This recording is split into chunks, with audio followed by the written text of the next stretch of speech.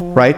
So now Musa alayhi salam is thinking to himself, this is a no good person, but that doesn't mean he deserves to die. So I should maybe do something. So Allah says, فَلَمَّا أَرَادَ أَنْ يَبْطِشَ بِالَّذِي هُوَ عَدُوٌّ لَهُمَا. Then finally, when he decided, this time he's not going to throw any punches, Allah says, يَبْطِش, which means he's just going to go grab the cop to keep him from throwing more punches. That's his intention this time, right? So he gets up and he's trying to walk slowly towards the police officer to try to stop him. But the guy that was taking a beating, you guys know ground and pound? You guys know anything about that? Okay, so he's getting grounded and pounded, and he sees Musa walking this way. The criminal is confused. He's like, is he coming to help me, or is he mad about yesterday because I made him kill a cop, and he's trying to join the cop and join in on the beatdown? And if he is, I can handle a lot of punches from this police officer. But if that man throws a punch, what happens? I'm gonna die. So this guy who's getting beat is like, I gotta save myself.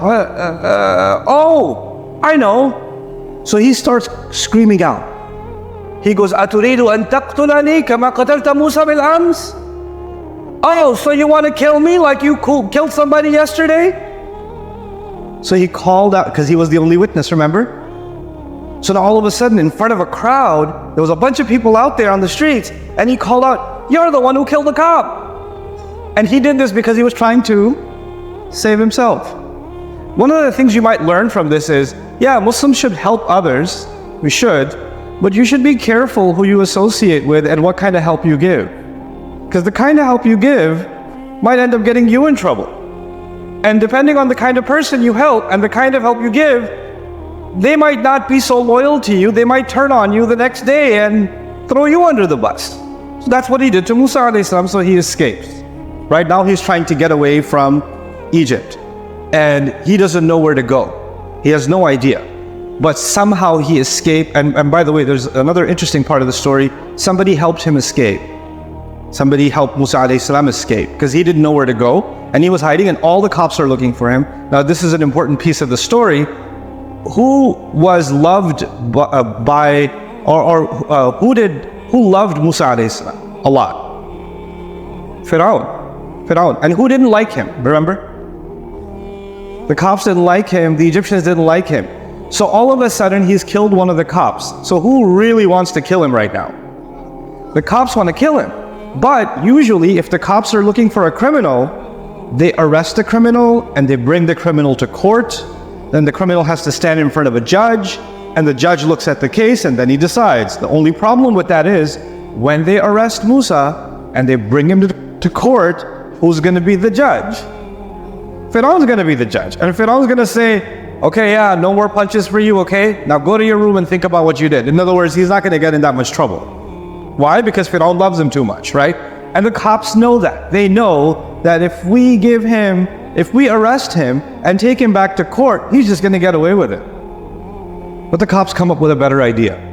They're like, the cops had a secret meeting among themselves. And they have this meeting, it's called i'timar in Arabic.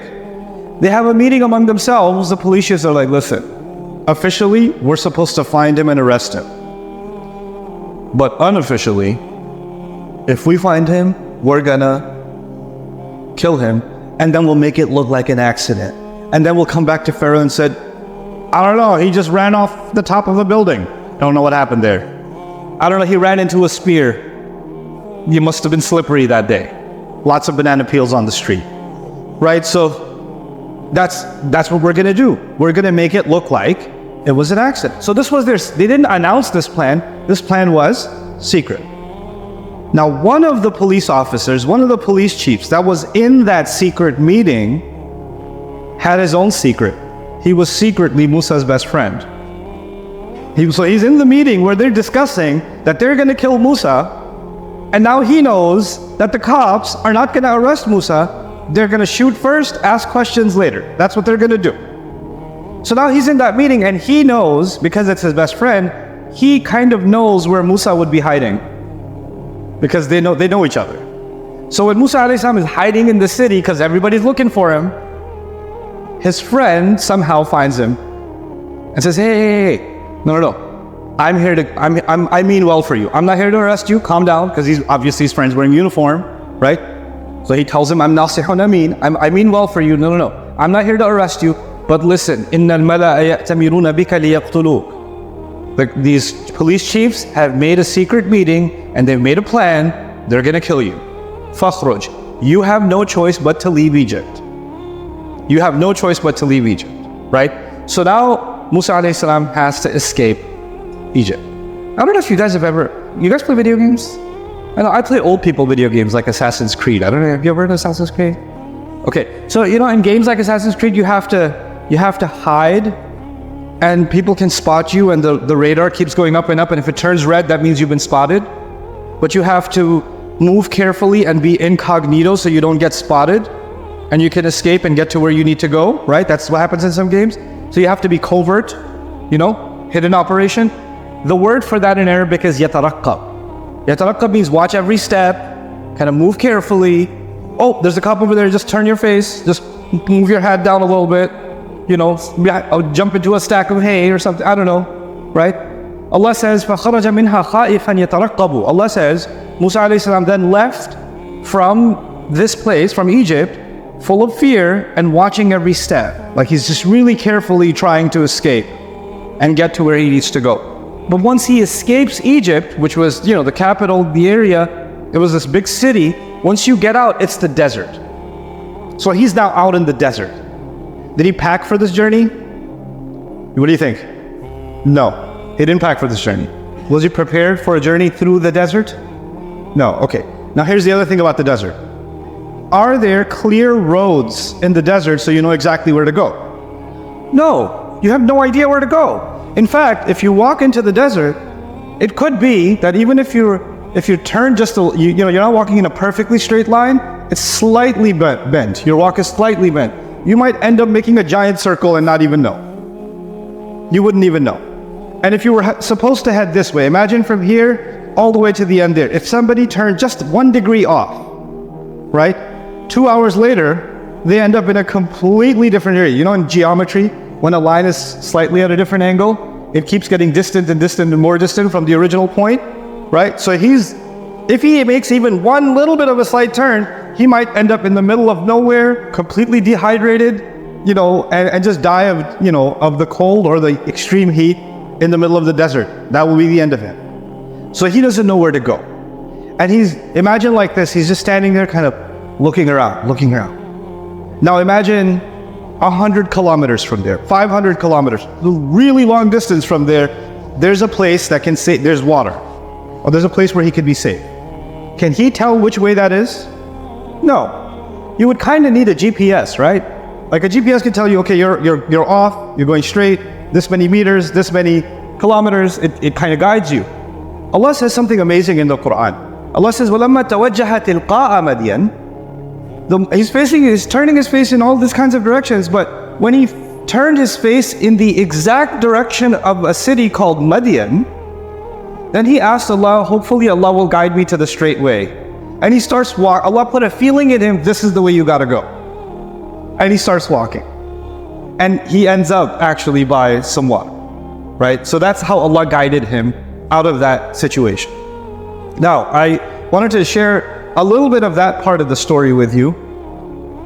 Then there's another part of the story I wanted to share with you. And that part of the story has to do with after he got married and he forgot all about Egypt. He was really happy that he escaped Egypt. And he knows something about Egypt. The moment he goes back, what's going to happen? They're going to kill him. But now he's okay. He's got a wife. He's got a new life. He's got kids. He's fine. He's got a new life. And he doesn't have to worry about going back anymore. And one day he was traveling with his family, and it so happens, then they got a little bit lost. And it got nighttime. So it's getting really dark. And so he's calming his family down, and he sees up on top of a hill, he can see a fire. And he tells his family, I think there's a fire up there. They couldn't see it. He could see it. So he's like, you guys wait here. I'm gonna go see if I can get some start, because they couldn't start a fire. Let me see if I can borrow some fire from them, and we can start a fire of our own. And maybe those people know where the nearest town is. right? So maybe I'll find some guidance there, some directions there. أو أجد على النار هدى. Maybe I'll find some guidance there. Or لعلكم تصطلون, so you can get some fire too. So you guys just wait here. Now he's climbing up the mountain. Has he been on this mountain before? No, he's never been there before. Does he know who's going to meet up there? No. So obviously he's expecting it's going to be just a bunch of strangers, right? Or some people sitting around a fire. As he approaches, he hears the following words. Ya Musa. What does Ya Musa mean? Musa. That's what it means. I don't translate, oh. I just say, Musa. Now you're going up a mountain you've never been before, in a place people you've never met before, and all of a sudden you hear what? Your own name. What is going on? Inni ana rabbuk fakhla'na. I'm your master, take off your shoes. That's what he hears. And now he's having a conversation with Allah, right? Now, I will give you a little bit of homework. The part where he escapes, the part that I showed you where he escapes, that's in Surah Al-Qasas. I'll see if you remember that later. What did I just say? That's in what? Surah Al-Qasas. That's number 28. Okay? The part where he has a long conversation with Allah. So that conversation is in different places, but where he has a really long conversation with Allah for the first time, that part is in Surah Taha, Surah number 20. Let me see if you remember. The part where he escapes Egypt is in what surah? Al-Qasas. What number was that? Good, 28. The part where he has a conversation with Allah, where's that? That's Taha, surah number 20. But then there's another, and different surahs kind of focus on different parts of the episode, okay? But there's this last part of the episode that I want to share with you about is one of my favorite parts. Is when so he's finally talking to Allah. It's an amazing moment in his life, and he's really grateful to Allah because Allah is the one who helped him escape what? Egypt. And I'll tell you something from Surah Ash-Shu'ara. Surah Ash-Shu'ara is Surah number 26. Okay? So this is the part of the conversation between him and Allah that is in Surah number 26. And that's all I'll talk to you about today, just this small piece. He is so happy that Allah had saved him, and Allah says to him in Surah number 26, I'til qawm al-zalimin. Go to the wrongdoing people. Guys, sorry for the interruption in the middle of this lecture. Just before you continue, I want to let you know and encourage you that I want you to sign up for bayyinahtv.com and help others sign up. I even sponsor students for bayyinahtv.com so we can create worldwide communities of students that are studying the meanings and the benefit and the wisdom of the Quran and are inshallah ta'ala spreading that in their own circles. Thanks so much. Allah is giving him an instruction, go to the wrongdoing people. And Musa alayhi salam might be thinking, I wonder which wrongdoing people he wants me to go to, because it definitely won't be which ones? Egypt, because obviously they're the ones that are going to kill me. So there must be some other wrongdoing people you want me to go talk to. And Allah clarifies in the next ayah, قَوْمَ فِرْعَوْنَ أَلَا يَتَّقُونَ. The people of Pharaoh, I want you to go back. Aren't they going to want to protect themselves? Shouldn't they be protecting themselves?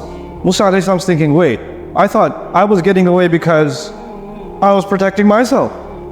And Allah is saying, you need to go back because those people should be worried that they're not protecting themselves. It's like Allah is saying to him, you're not the one who needs protection. They're the ones in danger. They're the ones who need protection. Because you have Allah on your side, you may have the government of Egypt against you, but they have the government of Allah against them. So they're the ones in trouble. And you need to let them know how much trouble they're in. Okay? So he says, go and talk to these people. Now Musa alayhi salam immediately thinking, ooh, that's going to be tough. What do you know about prophets? Do you know when Allah tells them to do something, what do? They do it. Very good. You all know that, right? Like Ibrahim alayhi salam, Allah says about him, إِذْ قَالَ لَهُ رَبُّهُ أَسْلِمْ قَالَ أَسْلَمْتُ لِرَبِّ الْعَالَمِينَ. When Allah said to him, surrender, he surrendered. He told him, slaughter your son, slaughter your son. Jump into a fire, jump into a fire. Take your family in the middle of a desert, take your family in the middle of a desert. No questions asked. When Allah told Musa alayhi salam, go back to Pharaoh, what do we expect Musa alayhi salam to say? Okay? Sami'na wa ata'na. Okay, I hear and I obey. I'm going. That's not what he says. That's not what he says at all. In fact, this is your next bit of an assignment, but before I do, I forgot all about the surahs. When he escaped Egypt, that was Surah Al-Baqarah. No, Baqarah? Al-Imran, very good.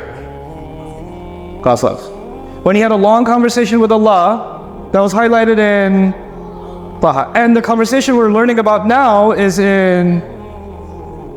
What? Who? What? Did you just make up a surah? What did you just say? Ladies, you can speak too, you know. I believe you have mouths also. You use them a lot with each other. Let's go. Which surah? What are we talking about right now? Shu'ara. Very good. Okay, so now, listen. So, Allah tells him, go back to Pharaoh. Musa alayhi salam is going to say 5 things. He's not going to say one thing.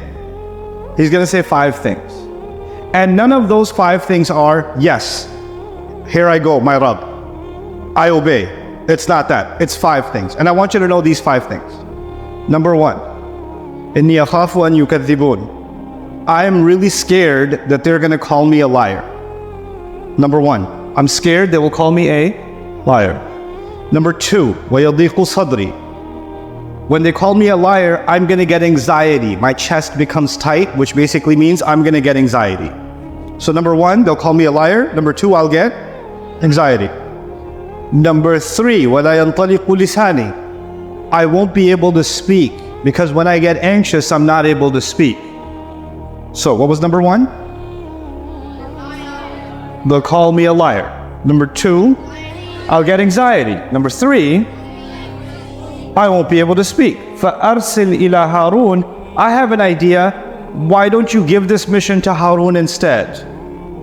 Because I'm not very good at it, because when they call me a liar, I'll get anxiety and I won't be able to speak properly. So my brother's pretty good at speaking. Could you give this to Harun?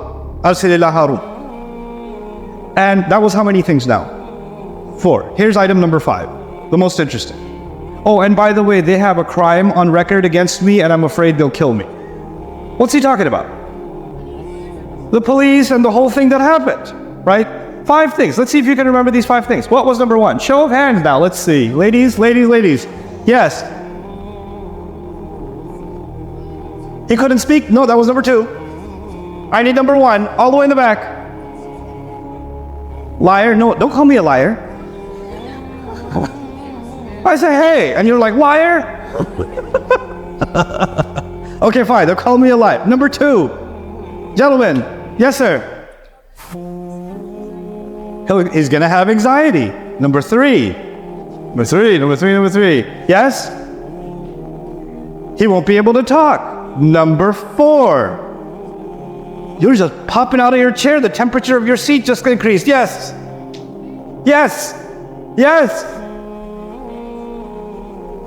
What number was it? Did you just ask your friend what number it was? Okay, tell me.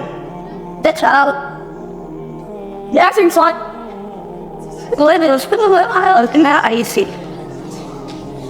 Now I have anxiety. We're gonna have to start over because that messed up the order. What? Call it out. Everybody call it out. What was number 1? Liar. Yes. Number 2. Number 3. Speechless. Unlike you. Okay. And number 4. Ladies, your turn. Let's see. No, you guys. No, sorry, no. Ladies, number 4. Show of hands. Yes.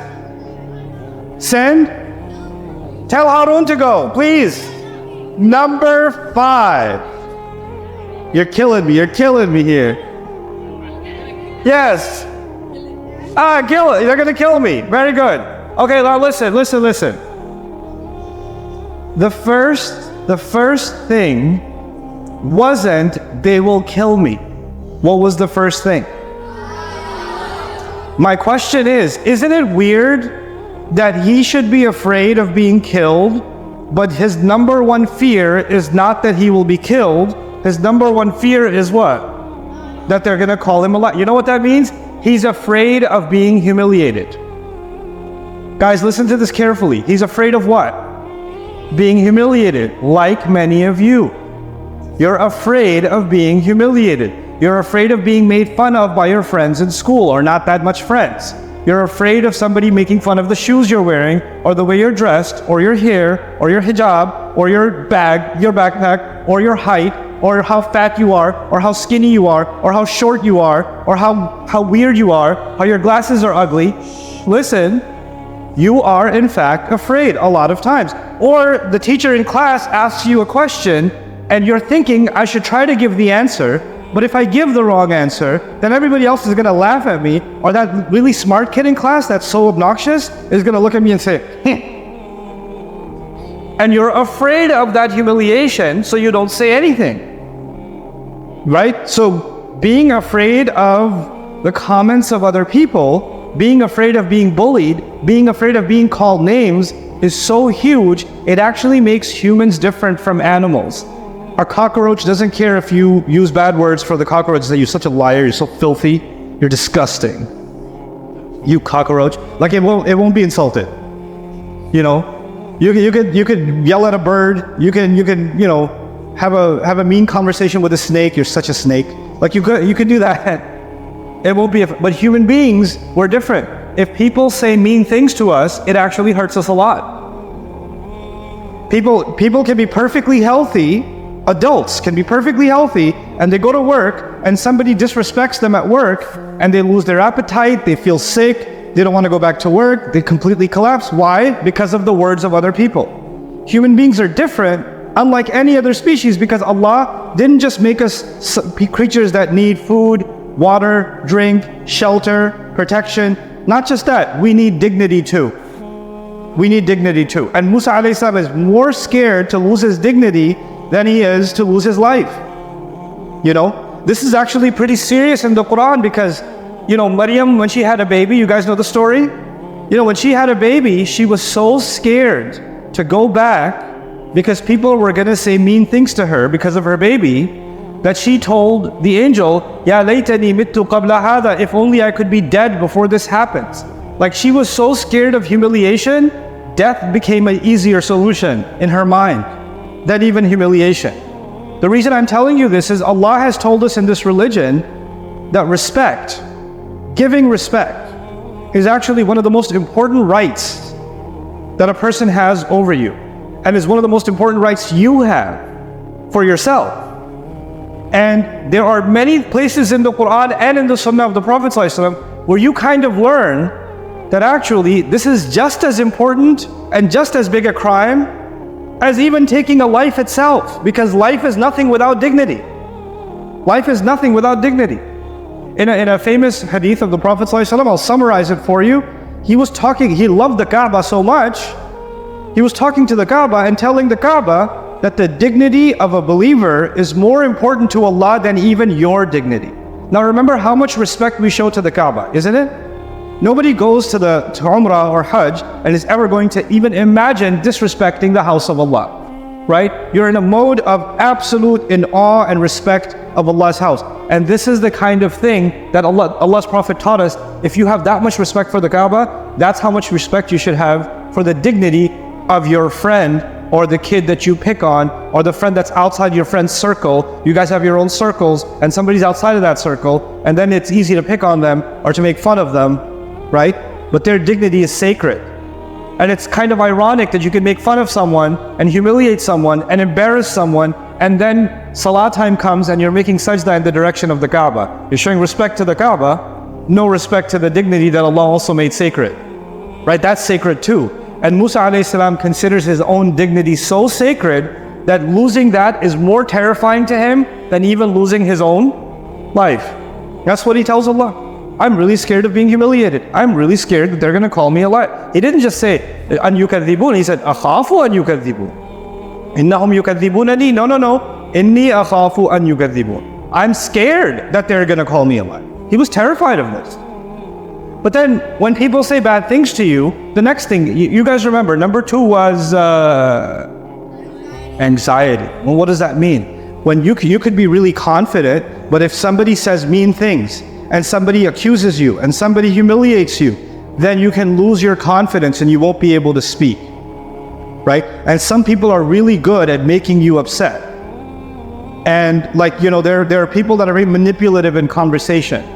So if I wanted to have a conversation with my older brother or older sister or something, or younger sister, and say, hey, did you take my pen from you? What did you say?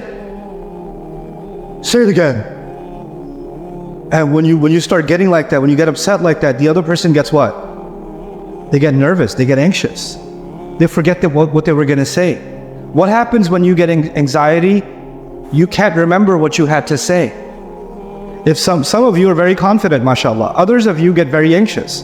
And if I asked you to come and give a speech right now, and I told you a subject, you'd be like, something about Islam. And you know why you get so nervous? The first thing you have is a fear that you'll say something that everybody will laugh at. This is your fear. And that fear is making you anxious. And that anxiety is making you unable to what? Speak. I can't do it. So these things are related to each other, right? They're related to each other. And now you're learning, where does confidence come from? Confidence comes from you stop being afraid of the opinions of people. That's where it comes from. And then you can just speak. Then you can just say what's on your mind. You're not trying to impress people, and you're not afraid of the humiliation coming from people. You can just express yourself. Hey, what else did he say to Allah? 3 things, okay, so there's I'm afraid they're going to humiliate me, call me a liar, I'll get anxiety, I won't be able to speak, and therefore I'm not good enough for this. Who should be given this mission? Harun should be given this mission. And finally, now he's actually afraid. By the way, why is he putting Harun first and his life later? Because to him, the mission Allah gave him is more important, his life is less important. So before I'm afraid that I'll be killed, I'm more afraid that I don't provide a solution for this instruction that Allah gave. So he says, please give this mission to Harun. Now Allah is going to listen to all 5 of those things, and Allah is going to respond to him. And the way Allah responds is pretty amazing. Allah says 2 words. In the Arabic, it's 2 words, but they have a whole world in them. He said, Kalla fadhaba. Kalla means not at all. I'll say that again. Kalla means what? Not at all. And then he said, both of you go. Not at all, both of you go. Let's understand that. His fear number 1 was, they will call me a liar. Allah says, not at all, don't worry about it. I'll get anxiety. Allah says, not at all, don't worry about it. I won't be able to speak. Allah says, not at all, don't worry about it. Send my brother, please. Allah says, both of you go. They're gonna kill me. Not at all, don't worry about it. Kalla, 2 words, it's all done. And then he says, and you can both go, and I'll also send some miracles with you. Some special stuff with you. You know some of the special stuff that was sent? Like what?